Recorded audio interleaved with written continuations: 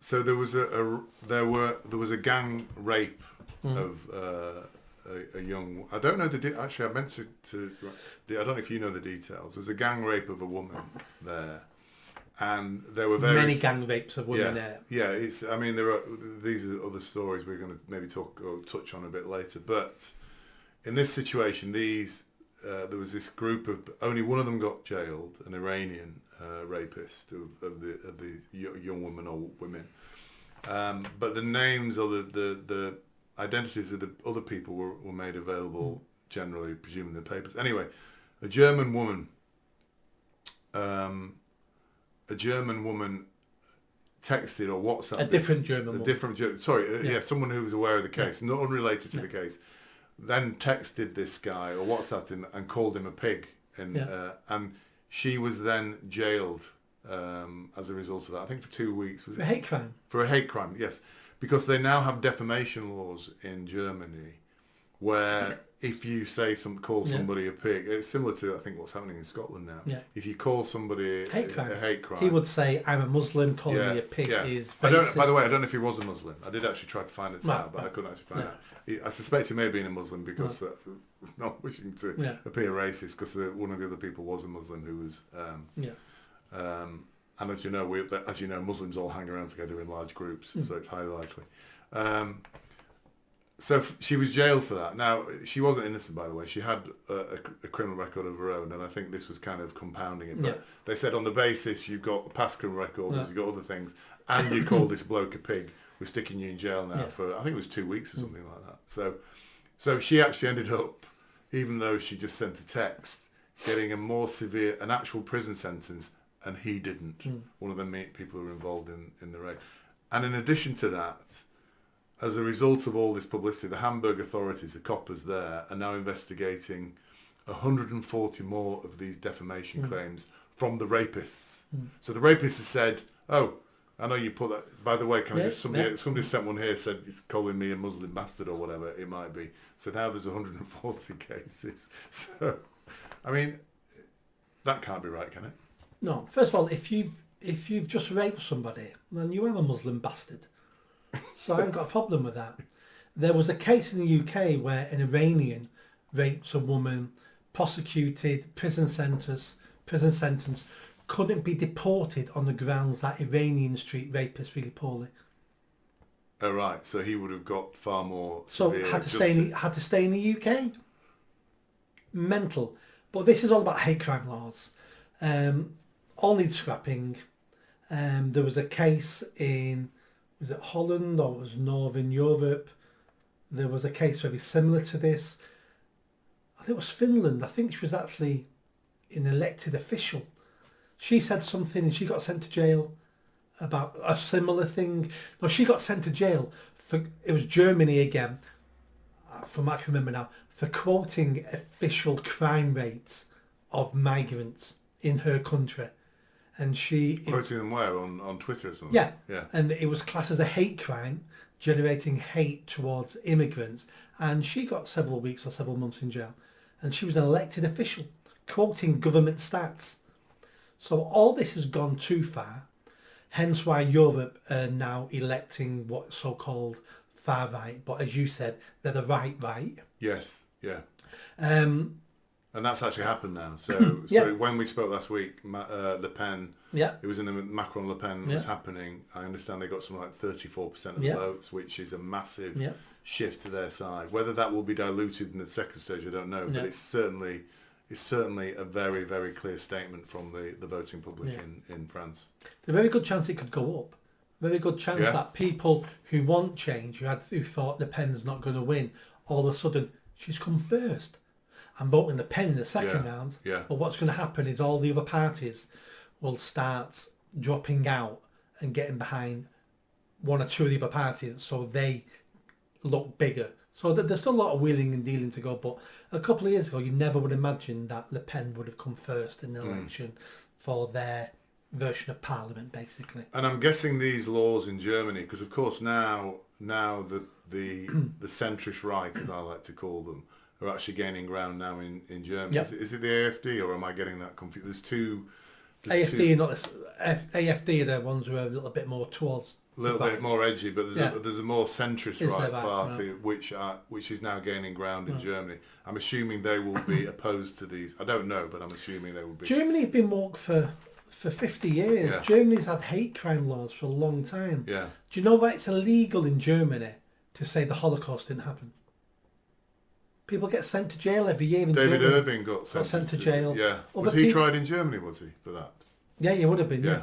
But other people that get sent to jail every year for saying the Holocaust didn't happen, it was all made up. I mean, that is horrendous, isn't it? Because whilst I would find that reprehensible to hear somebody say that, because my view is the Holocaust did happen. I think all the and what's your proof that it happened? Well, just I would say from things I've read since I was 10 years old to now. So I've read quite extensively on it, and I know there is a lot of evidence around it. But I know David Irving, the historian, believed this not to be the case. I think he specifically spoke around the gassing of Jews. I think that was his particular area where he'd gathered a load of evidence.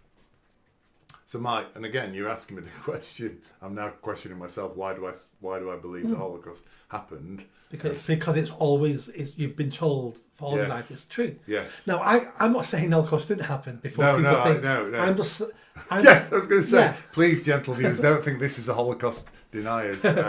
All I know is these people have a right to put their views. Sorry, that's the point I was trying to make. Regardless of your views, and my views are. The Holocaust happened. It was a horrific thing, and I, as you know, I'm very much on the side of Israel defending itself in the current conflict. You should have the right to say, I believe it didn't happen. Yeah, and then what happens in a civilized society is then, what evidence you've got for that? And if I've got no evidence, you say, shut up, you idiot. Yeah. If they then produce evidence, it's then down to me to dispel that evidence, say, no, that doesn't make sense. Yeah. And so we don't change people's opinions by shutting them up. Yes. We change their opinions by beating their ideas with evidence and facts. Well, that's quite interesting because we were out with some friends on Friday, and we were talking about a particular subject, and it might have been Nigel Farage actually. I remember I told you about the lawyer, a friend of my wife's, but it might have been about Nigel Farage, and I started to give facts and data and everything like that. And what she said was, it doesn't matter what you say, I'm not going to change my mind. Now that was quite an interesting response there, because I'm seeing that a lot now, where people are saying, I don't care what, and it's happening in America with Trump and Biden. I don't care what you say about, because quite a lot of people will talk about the Biden thing later, but a lot of people who were interviewed after that were said, it was terrible. Who are you voting for? I'm going to vote for Biden. Yeah. And you actually see there, when you actually sometimes penetrate through the actual detail and actually illustrate to these people that they're wrong, that's when they say, I don't care what you say, I'm not going to change my mind. If you want to debate the left and people with those views, you don't do it with facts and stats. They're not interested. They run completely on emotion. So the only way you can change their mind, if you can change their mind, is you've got to tease out of them their beliefs, and then you've got to be able to twist those beliefs against themselves.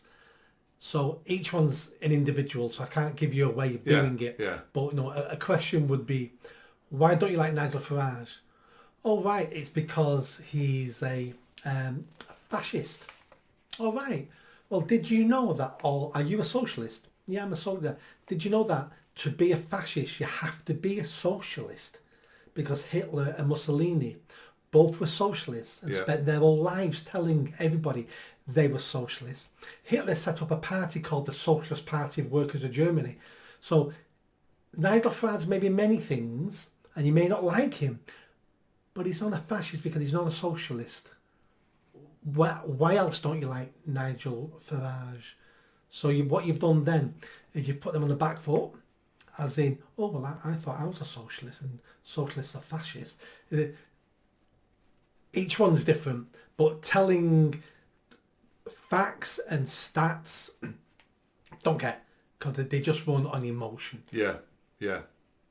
And that's why a politician who tends to move people to vote for them plays to their emotions. Hitler was great in that, wasn't he? Look at Hitler. Correct. Yeah. Motivating speeches, had the crowd eating out of his hand. Yeah. Trump, to a certain extent, is great at addressing a crowd. Yeah. And that, not just right wing, but Blair had that charm and held an audience. Yes, Barack Obama. Yeah. That's how these people become leaders, because to be leaders, you've got to have people who want to follow you, and you need those masculine traits to be followed, which is confidence and knowledge. And so, yeah, that's very interesting. Yeah, I think that's very interesting. You're right. I think it's interestingly, this friend of ours who will remain nameless, we tend to avoid the political conversations because otherwise we'd end up having no friends at all.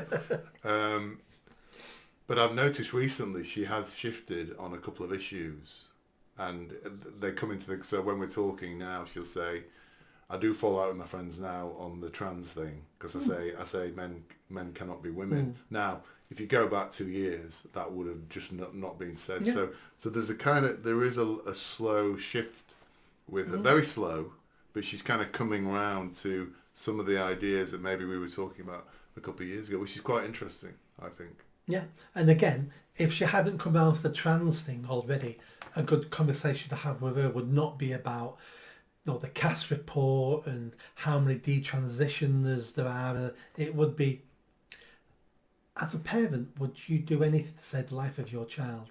Yeah. Do you think, do you think children make mistakes? Oh, yeah, that's how they learn. Would you let your child drink at 7, have a tattoo at 8, have sex at 9? No, why? Well, they don't understand and then you go, and that is why I don't want children transitioning, is because adult can do whatever they want. An adult can destroy their own life. It's their life to destroy. Yeah. But a child, it's that emotional thing with the left. Yeah, I like that. Did you like that video? I think you did. Hit the bell, give it a big thumbs up, comment, and don't forget, I'm standing for election in Oldham East and Saddleworth. So please share this video, speak to your family and friends if you live in Greater Manchester, and if you live in Oldham East and Saddleworth, make sure you vote for me. Catch you soon.